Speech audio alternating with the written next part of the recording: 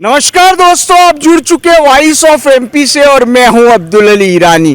मैं इस समय मौजूद हूं 125 करोड़ की उस जमीन पर जो कि चर्चा का विषय बनी हुई है।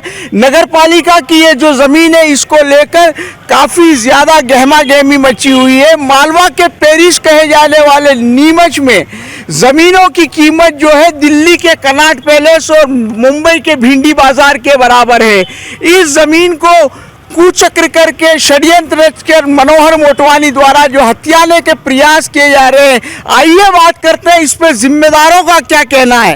वकील बदले गए और 125 करोड़ रुपए की जमीन का खेल करने की कोशिश हो रही है। मेरे साथ मौजूद है कांग्रेस के नेता तरुण बाहेती। सर, क्या कहेंगे इस पूरे मामले में, सिंधी कॉलोनी की जमीन वाले मामले? देखिए, ये सर्वविदित हो चुका है कि सिंधी कॉलोनी वाली ज़मीन के मामले में बड़ा खेल होने का अंदेशा सभी ने लगाया है।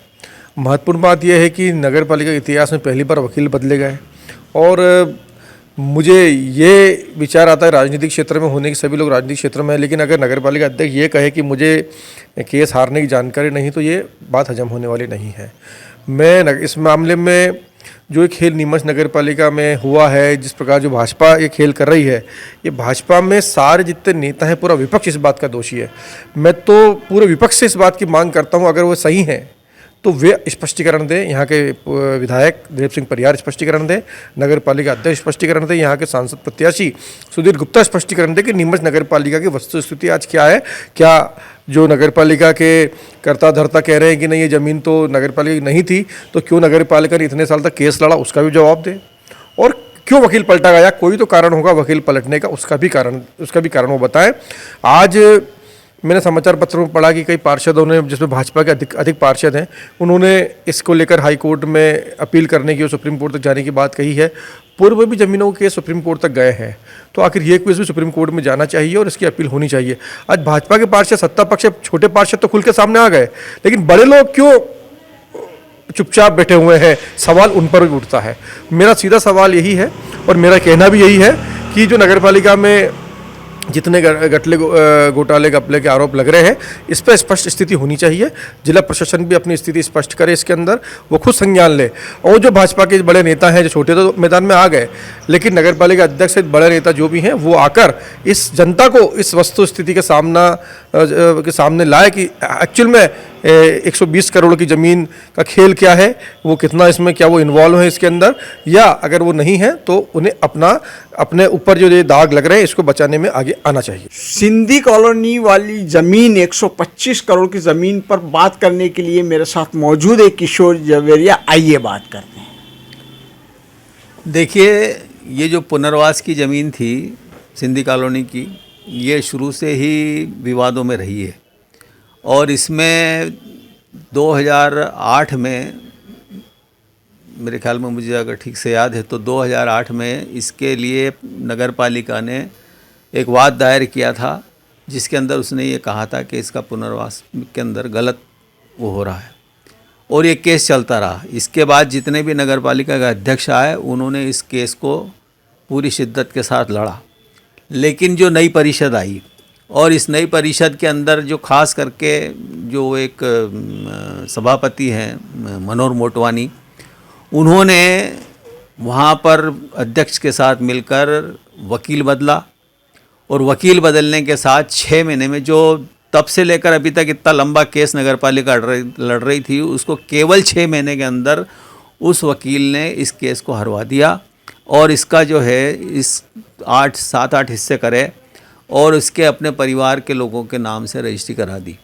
तो साफ लग रहा है कि इस ज़मीन को हड़पने के लिए इन्होंने किस तरह का खेल नगर पालिका में करा है। चूँकि ये नीमच के हित की बात है, नीमच की जनता के हित की बात है, और बहुत बड़े अमाउंट का नगर पालिका जहाँ अपने बजट का रोना रोती कि उसके पास निर्माण कार्यों के लिए या विकास के लिए पैसा नहीं है, और 125 करोड़ की ज़मीन को खुर्द-बुर्द करके इन्होंने जिस तरह से खेल करा है, इसके अंदर नगर पालिका अध्यक्ष की भूमिका भी संदिग्ध है। वो इसलिए कि 5 महीने हो गए इस केस को हारे हुए, और 5 महीने बाद भी नगर पालिका अध्यक्ष ये कहती है कि मेरी जानकारी में नहीं है। तो मेरा कहना ये है कि अगर नगर पालिका अध्यक्ष को इतनी महत्वपूर्ण बात अगर जानकारी में नहीं है, तो नगर पालिका अध्यक्ष को उस पद पर रहने का कोई अधिकार नहीं है, वो उसको तुरंत इस्तीफा देना चाहिए। कि इतनी बड़ी बात अगर नगर पालिका अध्यक्ष को पता नहीं है, जबकि पार्षद को पता है, और जो लोक निर्माण का सभापति है मनोहर मोटवानी ने इसमें कई लोकल चैनल वालों को अपनी बाइट दी है कि ये अगर मैं अपने परिवार के लोग या मैं अपने समाज के लोगों को फ़ायदा पहुंचाता हूं तो इसमें क्या गलत करता हूं, इस तरह की बाइट उसमें दी हुई है, ये बिल्कुल रिकॉर्डेड है। और जब ऐसी बाइट दी है, पब्लिक को पता है, पार्षदों को पता है, और नगर पालिका अध्यक्ष कहती है कि मेरे संज्ञान में नहीं है, तो ये बिल्कुल भी झूठ बात है। अगर संज्ञान में नहीं है, अगर आप इतनी लापरवाह हैं या आप इतनी गफलत में रहने वाली अध्यक्ष हैं, तो आपको इस पद पर रहने का कोई अधिकार नहीं है। नीमच का हित सबसे पहले है, और नीमच के हित के अंदर इस ज़मीन को निरस्त करना चाहिए और इसको वापस नगर पालिका को अपने आधिपत्य में लेना चाहिए, और इस केस को लड़ने के लिए डबल बेंच में फिर से केस लगाना चाहिए। 125 करोड़ रुपए के जमीन मामले में मेरे साथ बात करने के लिए मौजूद है कांग्रेस की वरिष्ठ नेता मधु बंसल। बात करते हैं मैडम, किस तरह से ये 125 करोड़ रुपए सिंधी कॉलोनी वाली जमीन का मामला आप देखते हैं?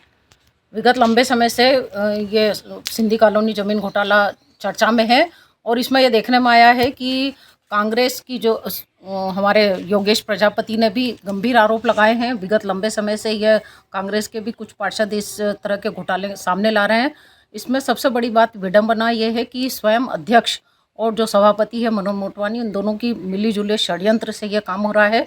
ज़मीन की कीमत लगभग 125 करोड़ रुपए है, और इस पूरे कांड को अमली जामा पहनाए जाने के लिए उन्होंने वकीलों तक बदलने का खेल खेला है, और वो ये चाह रहे हैं कि कैसे भी यह घोटाला न रहकर इसे सुनियोजित तरीके से जनता को बेवकूफ़ बनाने के लिए कुछ कानूनी अमली जामा पहना दिया जाए, ताकि यह घोटाला नहीं रहे, परंतु सत्यता सबके सामने है। और इस तरह के घोटालों के अलावा विगत 1.5 वर्षों से जब से नगर पालिका आई है नई चुनकर, उसमें केवल और केवल ज़मीनों के घोटालों के काम हो रहे हैं। 34-36 का घोटाला हो, या अमृत कुंभ के पास के ज़मीन का घोटाला हो, या जगह जगह शहर की बेशकीमती ज़मीनों पर अतिक्रमण के मामले हों, पूरी तरह से अध्यक्ष और इनके गिने चुने पार्षद मिलकर ज़मीनों का खेल खेल रहे हैं। ज़मीनों की खरीद फरोख्त हो रही है, और बंगला बगीचा जैसी महत्वपूर्ण समस्या के निदान पर इनका कोई ध्यान नहीं। सिंधी कॉलोनी की 125 करोड़ रुपए मूल्य की जमीन को मनोहर मोटवानी द्वारा हथियाने का किस तरह से कुचक्र रचा जा रहा है, मेरे साथ मौजूद है कांग्रेस के वरिष्ठ नेता मुकेश काला। बात करते हैं। देखिए, जब से ये नगर पालिका नीमच नगर पालिका पर ये अध्यक्ष और वर्तमान परिषद काबिज हुई है, तब से जमीन घोटाले शहर के अंदर बढ़ते गए हैं। जैसा कि आपने पूछा कि सिंधी कॉलोनी स्थित 16,000 वर्ग फीट जमीन, जिसकी नज़र हमारे सभापति मनोहर मोटवानी की पिछले 15 सालों से थी। पूर्व में भी वे नगर पालिका में पार्षद रहे, तभी से उस कार्य में वे लिप्त रहे, और उसको असली जामा पहनाने का कार्य इस परिषद में उन्होंने सभापति के रूप में अपने आप को निर्वाचित करवाकर किया। सर, वकीलों को भी बदला जा रहा है, जिसके लिए नगरपालिका वर्षों से लड़ती आ रही है। योजनाबद्ध तरीके से सारा कार्यक्रम किया गया। वकीलों को बिना परिषद की अनुमति के बदला गया, बिना पार्षदों की सहमति से बदला गया, और जो वकील उनके पक्ष में इस निर्णय को स्वीकार करे, अपील ना करे, इसलिए वकीलों को निश्चित रूप से बदला गया। बात करने के लिए मेरे साथ मौजूद है पूर्व विधायक नंदकिशोर जी पटेल साहब। सर, 125 करोड़ की जमीन सिंधी कॉलोनी वाली, क्या कहेंगे आप इस बात को लेकर? पिछले कई दिनों से लगातार स्थानीय समाचार पत्रों में और प्रादेशिक समाचार पत्रों में नगर पालिका के ज़मीनों के मुद्दों को लेकर लगातार पक्ष विपक्ष के बयान पढ़ने में आ रहे हैं। पूरी चीज़ की जानकारी और अध्ययन करने के बाद निश्चित रूप से ये बात सही सिद्ध होती है कि जब इतना मुद्दा उठ रहा है तो कहीं न कहीं गड़बड़ियाँ जरूर है।